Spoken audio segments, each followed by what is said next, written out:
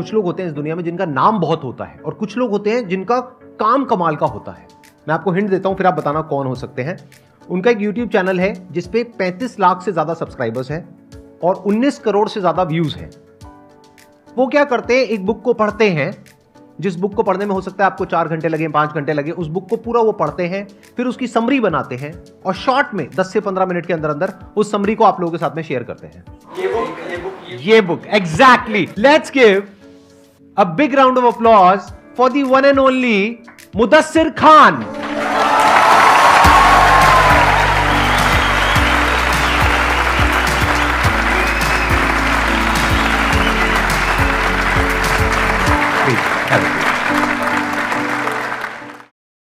Sir जैसे कि आपको बुक्स रीड करने का बहुत शौक है सर, मुझे भी बहुत है, बट सर जो मोटिवेशनल बुक्स होती हैं जिसमें कोट्स बहुत सारे होते हैं, तो उसको रियल लाइफ में कैसे इम्प्लीमेंट किया जाए जिससे कि हम मोटिवेट रहें? देखो, बाहर से आने वाली मोटिवेशन टिकती नहीं है जब तक मोटिवेशन अंदर से ना आए।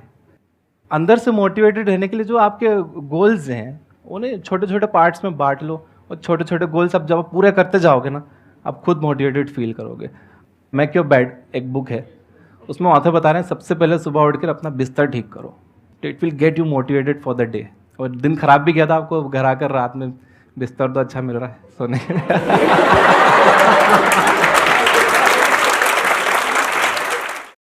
मेरा क्वेश्चन आप दोनों से ही है कि सर्वाइवल तो सभी कर रहे हैं, बट एक बार जब सक्सेस मिल जाती है और सक्सेस की हाईएस्ट पीक पे पहुंचने के बाद डाउन टू अर्थ कैसे रहना है, उसका क्या सीक्रेट है? आप ये सवाल पूछ रहे हो, टॉन्ट मार रहे हो? नहीं सर,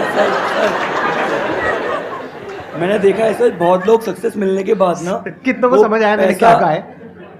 पैसा सर पे चढ़ जाता है लोगों के सक्सेस मिलने के बाद। हाँ, बिल्कुल सही कह रहे हो। तो सर आप बिल्कुल सही कह रहे हो मेरे बारे में। नहीं सर,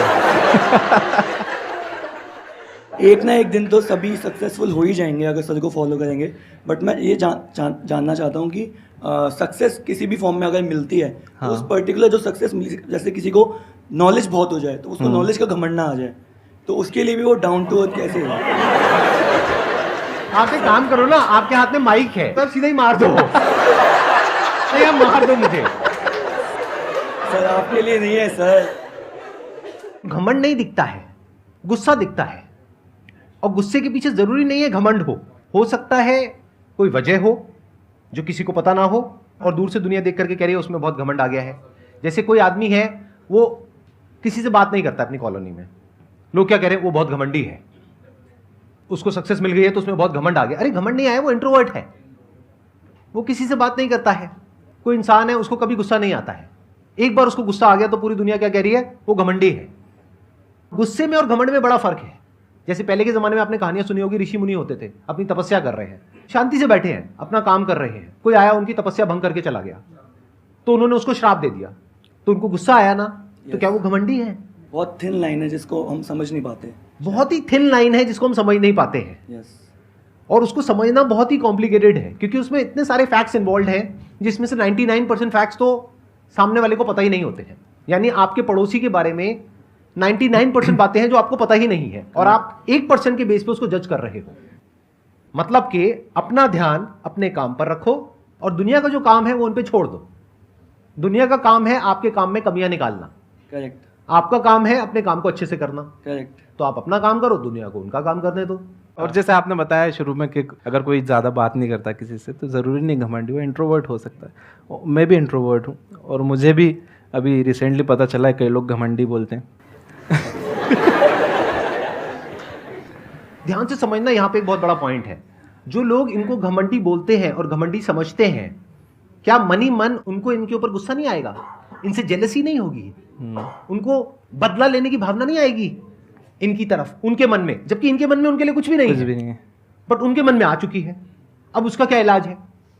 ये दुनिया ऐसी ही है, तो दुनिया को दुनिया के हाल पे छोड़ दो।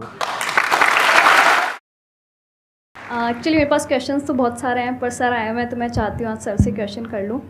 मेरे को भी काफ़ी शौक है बुक्स पढ़ने का और मैं रेगुलर पढ़ती हूँ, बट प्रॉब्लम ये आ जाती है कि जब ज़्यादा बुक्स पढ़ते हैं तो वो बहुत सारी चीज़ें दिमाग में आ जाती है, तो कन्फ्यूज़न हो जाता है कि क्या चीज़ पकड़ के रखें, क्या छोड़ दें। पढ़ करके हम कंफ्यूज हो गए कि ये सही है वो सही है, हाँ, या वो बुक इसी टॉपिक के बारे में ये कह रही है और दूसरी बुक कुछ और कह रही फिर है। हम सर के वीडियोस देखते हैं तो वो तो बिल्कुल ही अच्छे होते हैं और डिफरेंट होते हैं तो सर को भी कमेंट्स आते सर पहले आप ऐसा बोलते थे अब ऐसा बोलते हो। हाँ राइट, मेरे को भी ये सर, कमेंट्स but आते हैं। आपका वही तो ना, पहले आप कुछ अलग बोलते थे और अभी ऐसा नहीं कि कुछ गलत बोलते थे। नहीं, आप भी बोल लो, कोई बात नहीं। नहीं सर, मैं तो हुई पंचिंग बैग, जो आपका जो लेवल है लाइक ना, अ पंचिंग बैग, जो आएगा मार करके चला जाएगा। मारो मारो नहीं मुझे, सर, मारो। बिल्कुल नहीं, मैं पॉजिटिव वे में बोल रही हूँ। आपकी वीडियोस में भी अब फर्क तो आया ही है ना सर।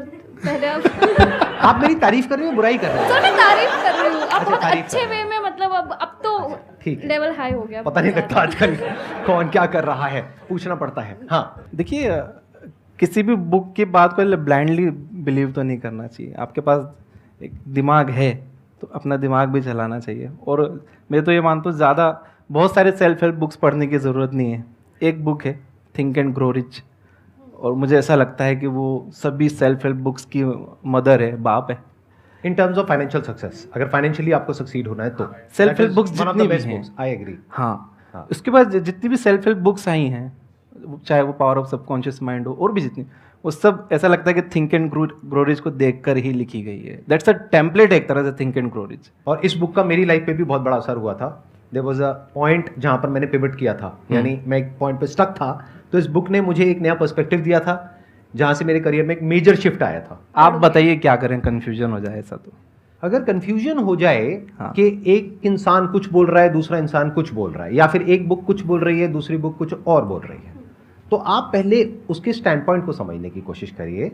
कोई भी चीज़ ब्लैक एंड वाइट नहीं होती है कि आप कह दोगे ये ब्लैक है, ये वाइट है, ये सही है, ये गलत है। ऐसे नहीं होता है। दोनों अपने अपने स्टैंड पॉइंट से सही है, तो आपको दोनों के स्टैंड पॉइंट को समझना पड़ेगा। हो सकता है एक ही बुक एक पर्टिकुलर टॉपिक के बारे में एक पर्टिकुलर स्टैंड पॉइंट से कह रही है, और वही बुक उसी टॉपिक के बारे में किसी और स्टैंड पॉइंट से बिल्कुल ही Right. अपोजिट बात कह रही है। हो सकता है अभी आप मेरे से एक क्वेश्चन पूछो, उसका मैं आपको कुछ और जवाब दूं, बेस्ड अपॉन आपका बैकग्राउंड क्या है, आपकी प्रॉब्लम क्या है, उसके अकॉर्डिंग मैं आपको सोल्यूशन दूंगा ना। दूसरी तरफ से कोई और इंसान होगा जो सेम क्वेश्चन पूछेगा या पूछेगी, लेकिन उसका जो बैकग्राउंड है उसको मैं समझ करके हो सकता है उसको बिल्कुल ही एक अलग जवाब दूंगा। तो क्लियर कट आंसर कभी भी नहीं होता है। राइट। मुझे किसी का मैसेज आया था कि सर एक लड़की मुझे बहुत पसंद है, मुझे उससे ही शादी करना है, लेकिन घर वाले मानेंगे नहीं। ये जवाब उस लड़के के उम्र और बैकग्राउंड देखे बिना नहीं दे सकती। पता चला वो 15 साल का ही लड़का था। मतलब यार पढ़ाई पे ध्यान दे, करियर बना ले लड़कियां। उसको बोलो घर वाले नहीं सरकार भी नहीं मानेगी। सर कोई नहीं मानेगा। और वही कोई थोड़ा ज़्यादा एज का होता है, उसके लिए अलग जवाब होता तो है। उसके लिए अलग जवाब होता। हाँ। इससे पहले कि ऑडियंस में से कोई आपसे कोई क्वेश्चन पूछे, मेरे माइंड में एक क्वेश्चन आ रहा है। हाँ। आज आपने काफ़ी कुछ अचीव कर लिया है, तो आप थोड़ा सा Right. बताइए अपने एजुकेशनल बैकग्राउंड के बारे में, और फिर आप बताइए कि आपके लिए आज की डेट में जो ये सक्सेस है, पैसा है, इस सब का क्या मतलब है। एजुकेशन 8th तक मैंने पढ़ा है, उसके बाद मैंने इन लोगों ने आसानी से मान भी लिया, कोई मानता ही नहीं है किसी को बताओ तो। नहीं आप झूठ बोल रहे हो, नहीं लगते तो नहीं हो। इससे पता लगता है कि ये फर्क नहीं पड़ता कि आपका बैकग्राउंड क्या है, ये फर्क पड़ता है कि आपकी विजन क्या है, कि आप जाना कहाँ चाहते हो। आप कहाँ से आ रहे हो वो मैटर करता है, लेकिन इतना नहीं करता है जितना कि आप कहाँ जाना चाहते हो। पापा ने सेल्फ लर्निंग पर ही फोकस करवाया, पूरा सेल्फ एजुकेशन। सीखो लोग कैसे बात करते हैं, केबीसी ये एंटरटेनमेंट के लिए मत देखो, बच्चन से आप कैसे बात करते हैं सीखो। बुक्स ला के दी थी उन्होंने, how to win friends and influence people. मुझे एक आदत हो गई थी, मैं बैठे बैठे से नाखून तोड़ने लग गया। 15-16 साल का था, पापा के सामने मैं कर रहा था। तो पापा ने बोला यार तुझे बड़ा हो के बड़े बड़े इंटरव्यूज़ देने, लोगों उसके इंटरव्यूज़ लेने, और तू ऐसा करेगा? रुको साहब ये, हाँ बोलो। तो बॉडी लैंग्वेज पे फिर उन्होंने बुक ला के दी, एलन पीस की एक काफ़ी अच्छी बुक है बॉडी लैंग्वेज। तो वो बताते थे ऐसे हाथ रख के किसी से बात नहीं करना, ऐसा मैसेज जाता है कि आप उससे एग्री नहीं करते हो। तो सेल्फ लर्निंग पूरा पापा की साइड से। कोई नया वीडियो गेम लिया या कोई गैजेट आया घर में तो कहते थे नहीं पहले यूज़र मैनुअल पढ़ो। मैं बोलता था अरे पापा सिंपल है, ये पिन यहाँ लगाओ, ये लगाओ, ये चालू करो, हो गया। नहीं पहले यूज़र मैनुअल पढ़ोगे, पढ़ो देखो फिर करो। तो आपके फादर का बहुत बड़ा रोल है, बहुत आज बड़ा आप जो रोल भी है। कुछ हो उसमें। यस। और पैसे की बात जो आप कर रहे हैं, पैसा और सक्सेस आज की डेट ये में पैसा मैं मानता हूँ, पैसा इज़ लाइक अ टूल, जैसे स्क्रू ड्राइवर है। जैसे आपने वो देखी एक विलन फिल्म, उसमें रितेश देशमुख स्क्रू ड्राइवर से मर्डर करता है, तो स्क्रू ड्राइवर अच्छा था या बुरा था उसमें? स्क्रू ड्राइवर बुरा कैसे हो सकता? यूज करने वाला बुरा था। जब पैसा आता है तो जो आप हो असल में, आपको वही रूप बाहर आता है। पैसा ना अच्छा है ना बुरा है, पैसा जहाँ काम करता है, बहुत अच्छा काम करता है, बहुत सारे प्रॉब्लम सॉल्व हो जाती है। तो it's a tool, treat it as a tool. सिर पर यही सिर पे मत चढ़ दो, आप जो पूछ रहे थे सिर पे चढ़ जाता है। पैसों का आप टूल की तरह देखोगे। बहुत अच्छी बात बोली है इन्होंने। Let's give big hand for